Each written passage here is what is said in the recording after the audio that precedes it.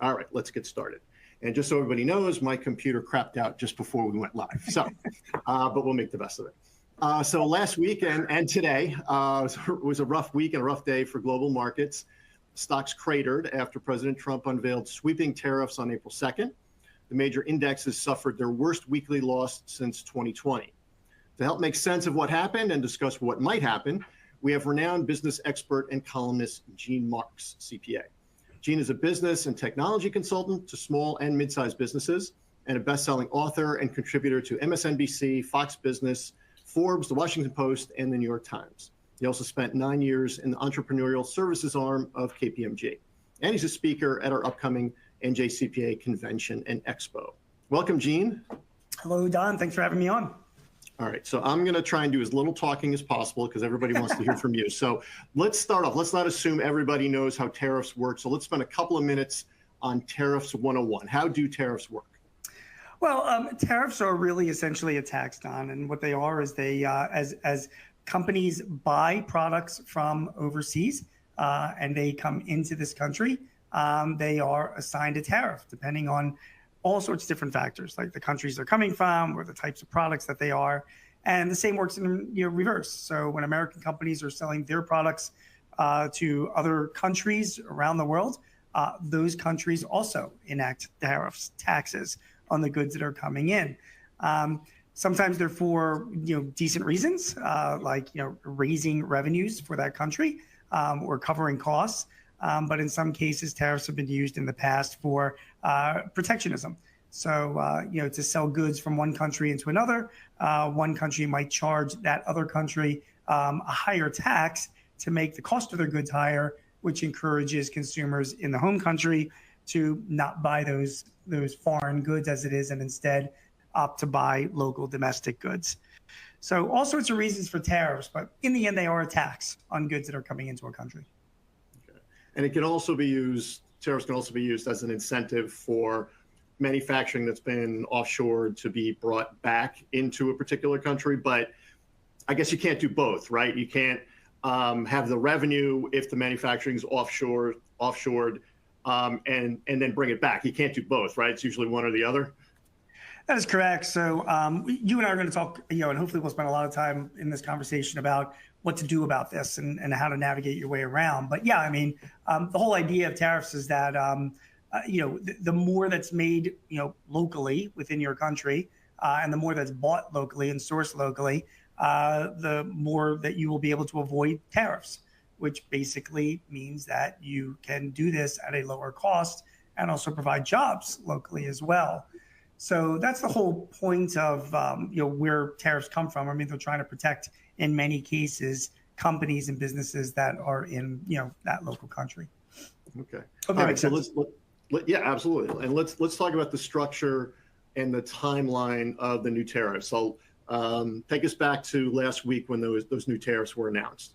Sure. So and by the way, do you want me to control the slides? Is that is that easier for you? Yeah. Yeah. Absolutely. Okay. That works. Yeah.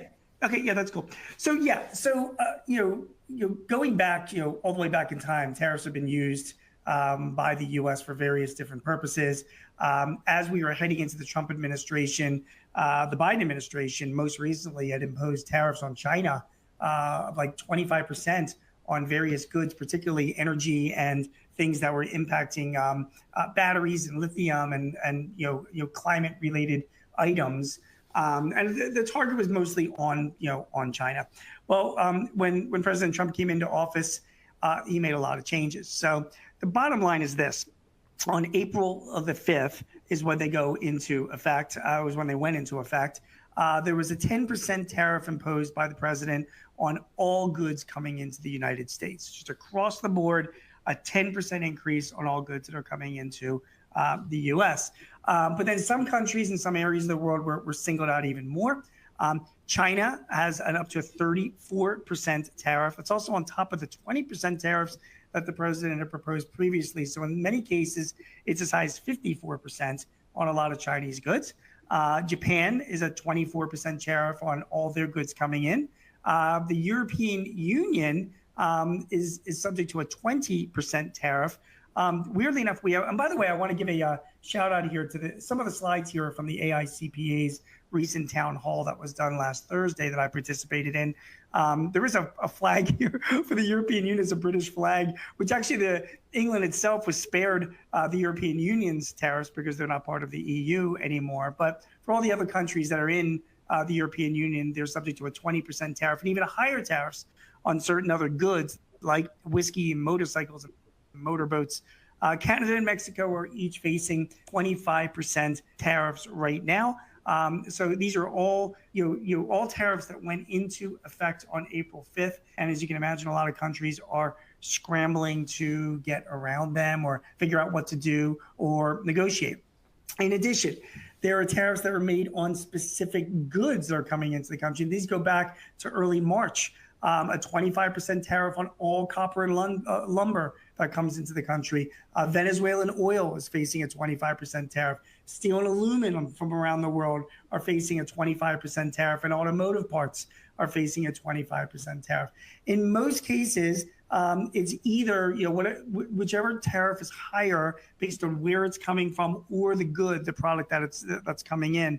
That's usually the one that applies. Although some of these rules are still in motion, Don, so it's really, really hard to decide to make sure that we have clarity in all this. So, as you can imagine, a large headache for a lot of the customs brokers that have to calculate this stuff. So it is that's where we stand right now with tariffs that are coming in. And as you can imagine, there are a lot of there's a lot of impact in this because I said that tariffs are a tax.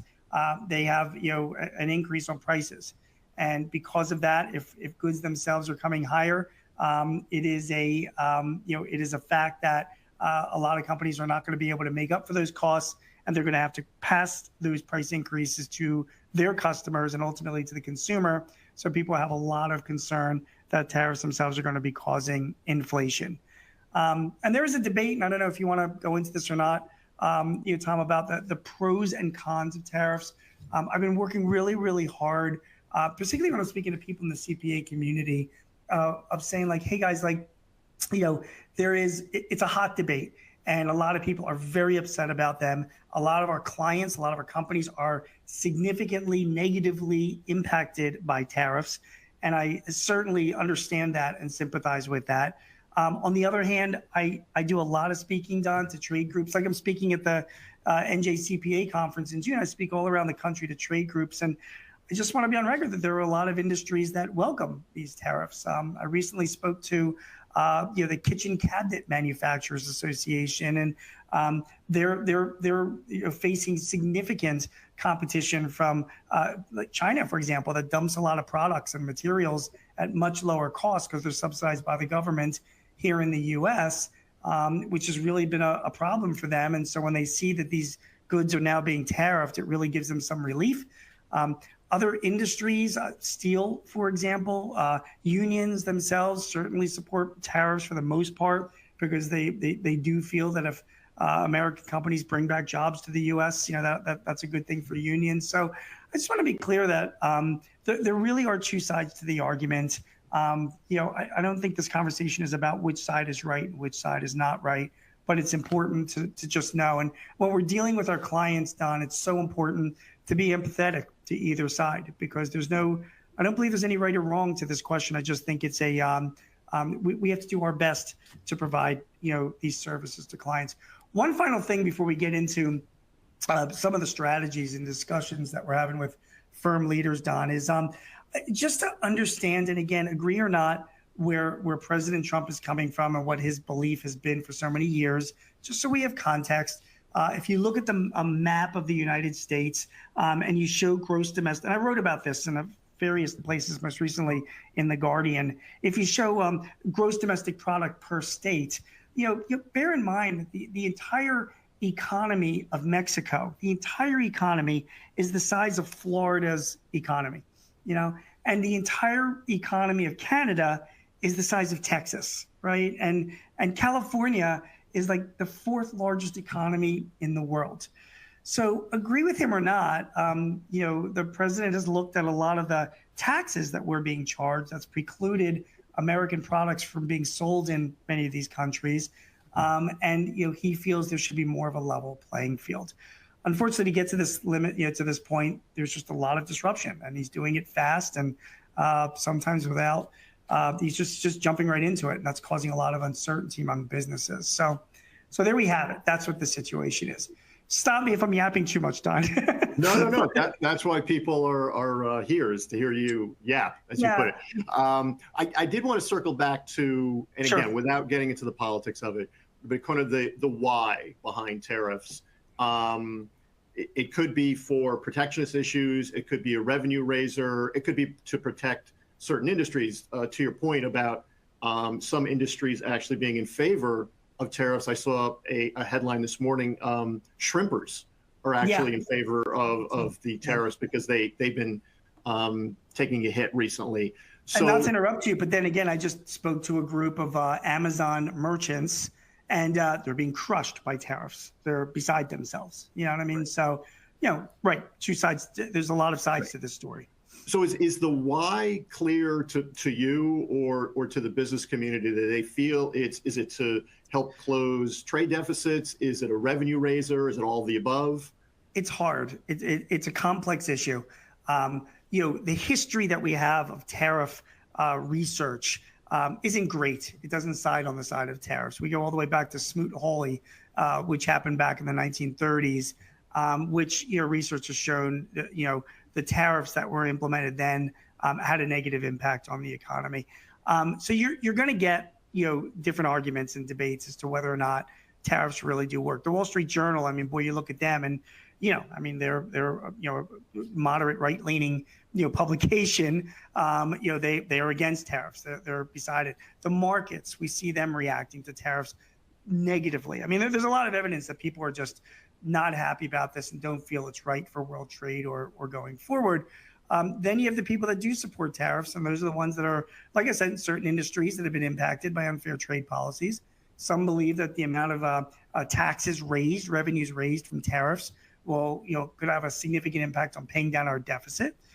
Other people do think that given time, and it will take some time, manufacturers will bring back investments and build here in the U.S. because so much of that has gone away. And that's not only very helpful for infrastructure for this country from a national defense perspective, but also for jobs as well. So, that also is another argument, on the behalf of tariffs. And others, I have to say, Don, I speak to a lot of clients and people that support the president and don't support the president. But some of it, a lot of this is wait and see right now. Just last night, the White House announced that more than 50 countries, approached them and said they want to renegotiate their trade agreements with the U.S., meaning they want to lower the tariffs that they charge on U.S. goods. A few of them, Vietnam and Taiwan in particular, have actually proposed wiping their tariffs off altogether and charging no tariffs to American companies that, on their products that are coming into their countries. So, maybe that does work over time, but it's not going to happen today or tomorrow. It's going to take some time, but it's potentially a realignment of global trade that, when all the smoke clears, could be a benefit to the U.S. The question is, politically, can President Trump withstand, the political capital that he's spending right now? Some people say he's spending it early in his term because he's got time to make up for it, as opposed to when he or his successor is up for re-election. That's why he's getting this out of the way now. But the president is also betting that, like I said, because we're such a massive economy where our entire states economies are the size of so many countries. His bet is that those countries need us a lot more than we need them, and their political leaders are going to be up for some hard times unless they come back to the table and renegotiate with the U.S. So it's disruptive is what it is. It creates a lot of uncertainty. People don't like uncertainty. They don't like change, particularly when we don't know where the outcome is going to go. Which, Don, it just brings me to us as CPAs. I feel so strongly that as financial advisors, it's really important for us to be there for our clients right now, because our clients are feeling that uncertainty. And there are a lot of things that we can do to help our clients navigate their way through this. Are these chargeable hours? Yeah, they very well could be if the advice is good and the outcome is good. Will it improve our relationship with our clients and provide a different level of client service? Yeah, there are just a lot of things that we can be doing to help our clients navigate through this uncertainty. So I do look at this as an opportunity for us in this profession to really be the trusted advisors that we all are. And I'm hoping a lot of CPAs take advantage of that. Okay. So before we get into that specific advice, and I completely agree. I've been here 20 years, and every time there's a crisis, people turn to their CPA. I mean, I go back as recently as the pandemic and PPP loans and ERC, and no one knew what to do with those programs, so they turned to their CPAs, and CPAs were once again called upon. In fact, I think the day after the tariffs were announced, Accounting Today published an article about the demand, the new demand on CPAs in their time. I did, before we get into some of that advice that you wanted to mention, how quickly do you think businesses and consumers will start to see the impacts of the tariffs? Is it happening already? So it's not happening right now. I can tell you this much: I've been writing about tariffs since the election happened in November, and Don, some of my smartest clients. I mean, I was just at a client they're in Trenton, New Jersey. They're a manufacturer. They buy a lot of products, finished products from China and India. And back in November, when Trump was elected, they saw the writing on the wall. I mean, they're like, this guy's serious about tariffs this time, and they started moving a lot of their processes in-house so they could just buy select raw materials for India and China and be able to do most of the value add here in the U.S., which avoided a lot of tariffs on the finished products. So there are a lot of companies that took those measures. Some of the largest big brand retailers out there, the Walmarts and the Targets, the Home Depots, again, these people are smart people. I mean, again, they saw the writing on the wall. They have been building up inventories. And, when you go into stores right now, my wife and I were just in a store in Morristown, New Jersey, over the weekend looking at appliances. They had a lot of inventory, this company, of stoves and refrigerators and whatnot, because they saw, what was coming. So to answer your question, will this happen immediately? I mean, obviously it depends, and in some cases it would, but I think we're going to start really seeing the tariffs impact prices if this goes on 3 months, 4 months. I think it's going to take that amount of time for most of the consumer big box retailers to work through their inventory of stuff that they bought, that they have, before they have to go out and buy more inventory. And then that's going to obviously have an impact on what consumers are ultimately going to pay. And again, anyone, just like this first bullet on the slide you're looking at, anyone who says they know what's going to happen is not telling you the truth. 100% right. I don't know what's going to happen. But if I'm making a bet, I do believe that within the next 3 to 6 months, a lot of these tariff trade agreements are going to be renegotiated, and there's going to be some resolution. And I do think, given the size of this economy, it will likely be in favor of the U.S., and I do think that we should see some of this calming down over the next 3 to 6 months, but who knows? But that's what I'm predicting. Okay, so let's talk about some of those strategies for navigating the tariffs. You would, like you said, you had spoken last week at the AICPA webinar. Let's go through some of those. Yeah, so spoke about that. Also, tomorrow, Tuesday, I'm going to have a more detailed. I consolidated a lot of the writings I did. This is in the Philly Inquirer. If you don't have a subscription to the Philly Inquirer, I post everything I do in full to my Medium account. So it's genemarks.medium.com. So you can read the whole article there when it comes out tomorrow. So let's talk about some tactics for your clients. This is just real world. We put aside the politics, right? So tactic number one is free trade zones and bonded warehouses. I stumbled onto this in my research, did a lot of interviewing about it and some reporting on it. And there are a number of free trade zones and bonded warehouses around the country. Why is this important for you or to advise your clients if they feel like they're going to be really impacted by tariffs? Well, if you buy product from any of these countries and it goes directly into a bonded warehouse or to a warehouse in a free trade zone, you pay no tariffs on those goods, zero. They hold those goods there in that warehouse. And when you do use the goods, in other words, you pull them out of the warehouse, that's when you pay the tariff. So why is that helpful? Well, it's a deferral strategy. If you do believe that tariffs are up for renegotiation and there's going to be a lot of changes and uncertainty over the next few months, well, I have some clients that are they're continuing to go forth and buy their goods, but when they're buying their goods, they're putting it into a bonded warehouse or a warehouse in a free trade zone and sitting on them for a while with the hopes that tariff negotiations continue forward from the countries that they bought them at. And when it ultimately comes time to pay a tariff, that amount is less than what they would have originally paid when they bought the material and just bought it into their warehouse. Also, with bonded warehouses and warehouses in free trade zones, if your client runs a business where they buy stuff, finished products, and then they turn around and they just resell it overseas, you can avoid tariffs altogether if they go through a free trade zone warehouse or a bonded warehouse. And also, if you buy materials overseas and you are able to provide assembly work or other manufacturing work at a free trade zone warehouse or a bonded warehouse, you can lower your tariff rate potentially as well. So those are all ways to either defer or eliminate tariffs altogether. If you Google free trade zones or bonded warehouses, you'll find them. Yes, there is a cost for them. I mean, you have to rent space. Yes, if you're buying inventory or bulk inventory because you want to take advantage of this, there's a cost for that. There might be working capital needs to do that as well.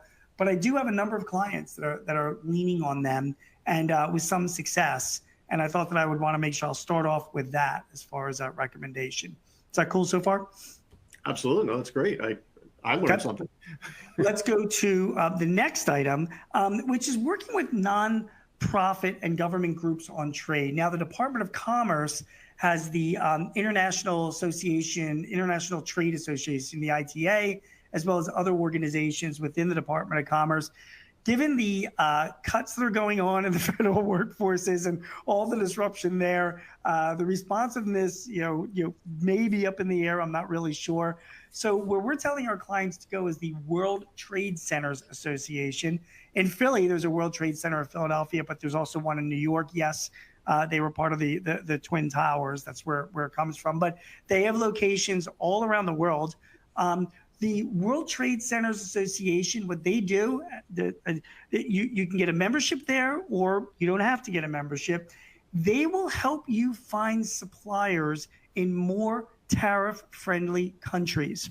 So if you join and become a member of the WTCA, or if you go to any of their events, and they do a lot of educational stuff, and you're like, hey, we get this product, and we're buying it from China or India or some other high tariff country, the World Trade Center will take that product that you're doing, and they will say, there are suppliers here in this country or that country where the tariff rates are that much lower. They will not only identify where those suppliers are, they will make introductions for you to those suppliers, and they will accompany you on trips to those countries to introduce you face to face, and help you navigate a new supplier deal with those suppliers. So again, I wrote about this for the Philly Inquirer, and I also wrote it at the Chicago Daily Herald. I spoke to about 15 different companies that use the World Trade Centers Association to find them alternate suppliers to try and hedge and diversify their supply chains. And the feedback that I got was just tremendous. So again, if you want to help your clients and make a recommendation to them, get them involved with that organization and be alongside with them so you can help them with the numbers. They will hopefully find alternate suppliers and maybe can hedge a little bit and reduce their exposure to tariffs. Fair enough? Yeah, that's great. Yeah. Can you keep going? Sure, I'm happy to. So evaluating contracts is another thing, and that's obviously what our exposure and what our contracts are. I'm going to kind of combine some of these things there to go on a little bit of a rant about us as CPAs. For starters, when we get charged a higher tariff, say you're buying stuff and the cost of that item has gone up 20%, there are some companies that will just have a knee-jerk reaction and just pass that 20% down to their customers, And I say, I that's not the advice that I give my clients. There are two things that I've seen really smart business owners do. Number one is we don't forget that tariffs, they impact materials costs, and materials costs, impact our margins. But we all know that our P&L is not just all about margins. I mean, in the end, net profits is what's really important. So yes, if margins go up a few points or go down a few points because of tariffs, the question is there any place that we can make up for it somewhere else? Can we build inventory? Can we take closer looks at our jobs or our overhead cost analysis? Can we providing recommendations for cutting costs in certain areas as CPAs to our clients? Can we be recommending technologies to our clients that can help them get work done faster and with the same amount of overhead or manpower headcount that they have right now? So there are other ways to sort of beat this. And it's not necessarily just bending over and sucking it up because tariffs went up. Are there other cost efficiencies that we can achieve to get there? That's number one. Number two is, again, before passing on that 20% increase to our customers, I have a lot of clients that dig deep into their data. There are some customers that are really good customers and profitable customers, and our top selling customers. We have the information to provide in our accounting systems about this. Why do we penalize them the most, or do we do whatever we can to keep our relationship good, as opposed to the other customers which might be less profitable or more of a pain in the neck or less frequent? Those are the kinds of customers that, if we're going to raise prices, maybe we skew towards those, but we take special care to make sure we're looking after our special customers. So in other words, it's just not an across the board price increase that you give to your customers. But again, this is just what I've seen my smart clients do. They look at all of their customers. They look at the profitability. They look at the relationships, and they choose how they're going to be doing their price increases if they need to do price increases. And again, maybe some of that is mitigated by cutting some overhead costs. But that's the kind of thing that I've seen, some really smart managers do. And I think we as CPAs can help identify those customers and help them with pricing to be a little bit smarter about doing that. And finally, in the end, it is all about managing our cash and forecasting where our cash are going to go, and even doing sales forecasts, because we're all trying to figure out, do we need to build as much inventory? Can we wait before we buy inventory at higher tariff rates when these tariffs might indeed be going down the next few months? We don't know. Again, our clients will look to us to help with forecasting and inventory analysis so that we can try and maximize what they have on hand and conserve cash until they absolutely need to be buying that inventory and paying potentially higher tariff rates. So all these different things that I've got here are all here. One thing that's not on this slide, and I know we're running out of time, and I apologize, but you need to let your elected officials know if you are suffering. I wrote about this. This will be in my article tomorrow in the Inquirer, but look, I mean, all of these tariffs are implemented by a president under executive orders. It's not legislation and it's not laws. Congress passes laws. If enough Congress people know, senators and congressmen and women understand that tariffs are really having an impact on their local businesses, they will have motivation if they want to be reelected to go back and potentially come up with laws that could inhibit a president's ability to implement tariffs going forward. And that could be a good thing that comes from all of this, is that instead of having a president that does whatever the president wants to do, we have laws that restrict what can be done. And this might be our opportunity to do just that. Remember, our next election is only 19 months away. It's the next midterm elections. So it's an opportunity for businesses in New Jersey to make their voices known. Maybe you support the tariffs, make that known as well. But it's a good opportunity to get out there and make sure that your local representatives' offices are hearing from you so that they can go and do what they're supposed to be doing, which is legislating. So anyway, those are some of my talk, my advice. No, that's great. You have a couple more minutes? Sure, of course. Okay.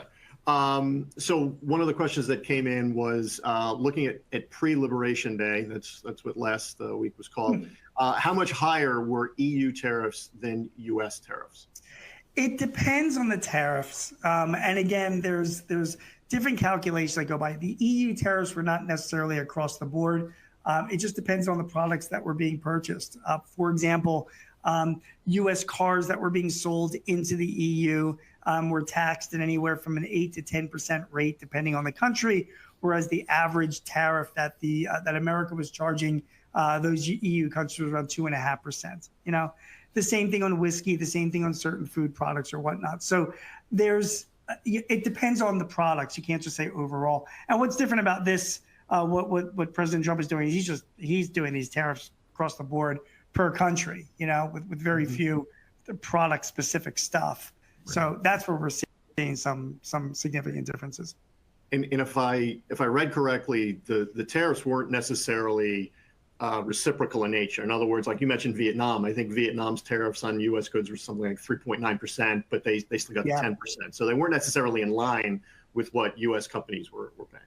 No, there's an actual calculation that was done per country that looked at that country's GDP and trade with the U.S. and then, don't laugh, Don, because this is just what happened. And then they like literally divided this number by 2 and came up with the percentage of what they wanted the tariff to be. That's why some of them are like 34% and 29%, and you know they're kind of all over the board.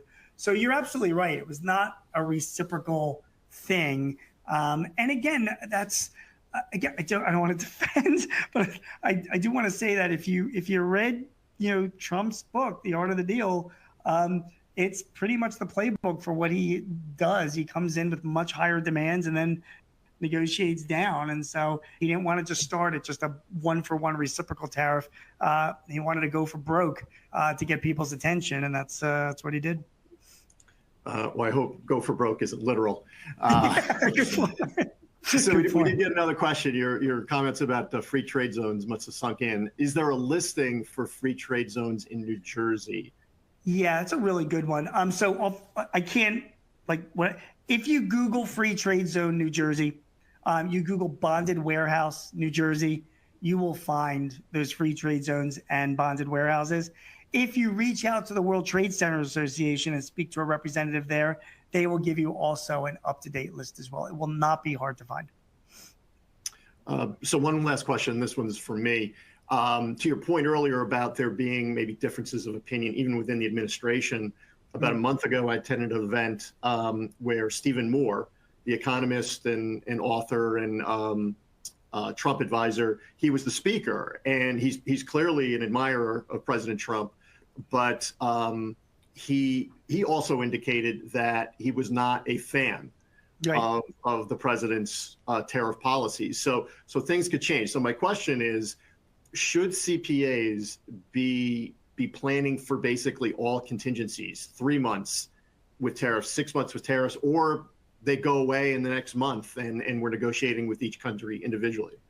Yeah, I don't think they're going to go away in the next month. I really don't. I think there's been a lot of build up to it. And Trump itself, because there's posts all this online. I mean, this guy goes back like 30 years talking publicly on TV interviews and whatnot about, how America is being taken advantage of and the unfair trade imbalance that we have and all of that.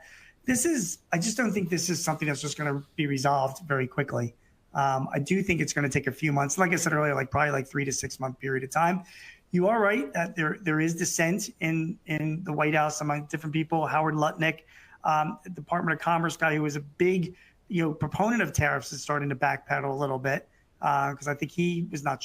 I don't think he realized the extent that the president was planning on implementing these. Peter Navarro, another economic advisor, is a big supporter of it. Elon Musk just said yesterday, posted some videos where people are trying to interpret whether or not he supports tariffs or not. So it was there's a lot of discussion that's going on internally. I don't think that you should be reading that into that's going to change Trump's mind right now. It's just my take on President Trump is that this has been a big issue for him for decades, and this is his move to get it done, and I think he feels very passionately and strongly about it. We'll just have to see how far-reaching this hits the economy, the markets, and whether or not that's going to push him to change course. But I don't see that happening in the next few months. Yeah, I know Musk and Navarro were butting heads a little bit over the weekend. All right, one last question. I promise this is my last one. So there were various posts I saw over the weekend about people running out to buy cars before they perceived a price increase or something. Mark Cuban, I think, said on Thursday or Friday, now would be a good time to, I'm paraphrasing, basically start hoarding things. But it sounds like from what you're saying that it's probably premature, that rushing out to, like we did during the pandemic, hoarding different items is probably not the move at this point. So it is, I actually don't think it's premature, only because when you see articles in the media saying it's the toilet paper and COVID situation, Don, you know what I mean? Right. Once people read it, everybody starts rushing out to buy the toilet paper. There was plenty of supply of toilet paper beforehand, and now all of a sudden everybody needed 100 rolls in their house. And I think it's the same thing with cars.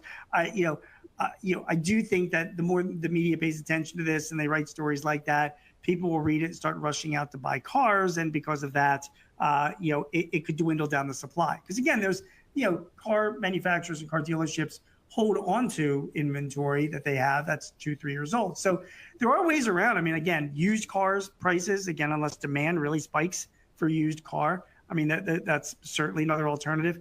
And with all things, and not just cars, it's just, if you do what President Trump wants you to do, he wants you to buy American. So if you don't want to buy that Toyota that's manufactured overseas, or an American, or some car that's not, localized, you're probably going to get your best price if you buy cars that are manufactured here in the U.S. And by the way, I get it that even cars manufactured in the U.S. are subject to complex supply chains that involve tariffs from other countries, but it's still going to be less or better price than if you were to buy something that was just completely manufactured overseas and brought here on a boat. That's what the president wants you to do. He wants you to buy American-made products, and you won't have to worry about paying extra for tariffs. So we'll see how many people do that. Okay, great. Well, Gene, this was incredibly helpful information. I already saw one comment about this being a great presentation. I did want to mention one comment from AJ Johnson, our CEO. She said, "Thanks, Gene. I look forward to having you share your insights at the annual convention and expo in Atlantic City. Thanks for making this timely content available to members." So I'm sure we'll still be talking about this in June. It's only a couple of months away. So we look forward to those updates. And again, really appreciate your time. Yeah, I look forward to it too. Thanks, guys. I appreciate the time as well. Don, do you want me to keep this slide up, or is that good? Why don't you keep that slide up so maybe people can take a picture of it. And if just for the audience, if things continue to evolve and we need to have Gene back, I'm sure that he would be more than happy to come back. And we really appreciate your time. And again, look for all of the places that Gene appears on television, online, the articles he writes. That's a great way to get updated on this information. Another great way is you could register for our April 30th webinar, Tariffs, Taxes, and the New IRS, Practical Planning in a Shifting Landscape. And as I said earlier, you can also attend Gene's keynote presentation at the NJCPA Convention and Expo on June 5th. Register for these events at njcpa.org.